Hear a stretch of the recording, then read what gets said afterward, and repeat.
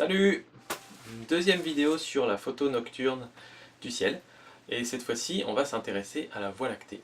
Alors, je n'avais jamais photographié la Voie lactée avant, j'ai toujours rêvé de le faire. Et maintenant que j'ai un super réflexe, et que c'est l'été, et que la nuit, il fait chaud et qu'on peut rester dehors des heures, j'en ai profité et je m'y suis lancé. Et donc, après pas mal de tâtonnements et de recherches de réglages, je suis arrivé aux réglages suivants qui me paraissent vraiment pas mal. Ouverture maximum, f3.5, il faut faire entrer un maximum de lumière dans l'appareil photo. Donc ça c'est l'ouverture maximum sur mon 18-55 de chez Canon, en grand angle, l'angle le plus grand possible. Le temps de pause 30 secondes que j'ai mis. Au-delà on commence à avoir comment dire, les étoiles qui apparaissent comme des points qu'on veut, enfin on veut que les étoiles apparaissent comme des points. Au-delà de 30 secondes, commence à apparaître comme des petits traits, commence à dériver, et donc c'est moins net et moins joli.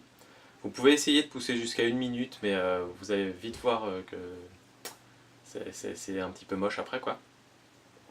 Et donc ensuite, une fois qu'on a nos 30 secondes et l'ouverture au max, le seul moyen d'augmenter la luminosité, parce que c'était toujours pas suffisant, eh bien c'est de monter dans les ISO. Et donc là, il n'y a pas de secret, ça va faire monter le bruit, le bruit numérique de la photo, mais c'est la seule solution. Donc, pardon, il y a une porte qui a claqué en bas. Euh, donc je reprends mes esprits.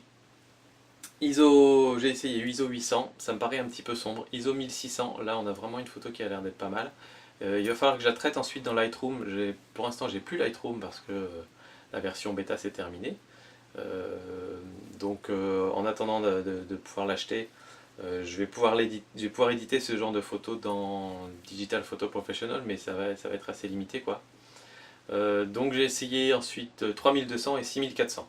6400 on a vraiment beaucoup de bruit et finalement c'est assez clair, donc presque trop clair. Et je pense que la photo que je vais utiliser sera ou la 3200 ou la 1600, en fonction de ce que j'arrive à récupérer comme données, comme information. Voilà, pour repérer la Voie lactée dans le ciel, c'est vraiment facile. Quand vous avez une nuit bien noire, il faut vraiment un endroit où il n'y a pas d'éclairage public, etc.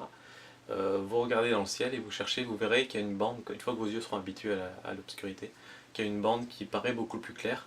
Et en fait, c'est la Voie lactée, donc voilà, c'est facile à retrouver. Voilà, j'espère que la photo finale sera bonne une fois qu'elle sera traitée dans Lightroom. En tout cas, voici le résultat avec Digital Photo Professional. Et je pense que ça peut s'améliorer. Là, pour le coup, si on a un meilleur objectif, peut-être qui fait rentrer beaucoup plus de lumière, ça peut être une super solution. Peut-être un meilleur boîtier qui fait moins de bruit quand on monte dans les ISO aussi. Mais en tout cas, même avec un petit réflexe d'entrée de gamme avec un objectif kit, vous voyez qu'on peut déjà faire ressortir la Voie lactée sur une photo. Et ça, c'est super cool. Allez, à bientôt pour une prochaine vidéo. Ciao!